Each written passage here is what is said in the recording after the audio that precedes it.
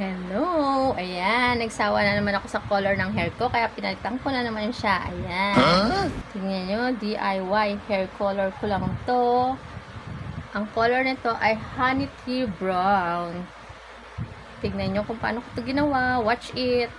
Ginamit ko dito ang 6.17 honey tea brown at 6% oxidizer at nilagyan ko rin to ng super flex ng Bremont at hinalo-halo ko na nga ang mga mixture at ayan, nilagyan ko ng aking buhok ng hair colorant.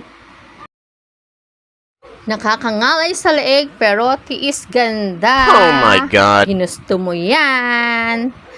At nang malagyan ko na lahat ang aking buhok ng hair colorant,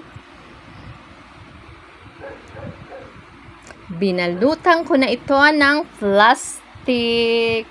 At after 1 hour, nanlawan ko na ito. At ito na ang resulta ng aking buhok. Ayan.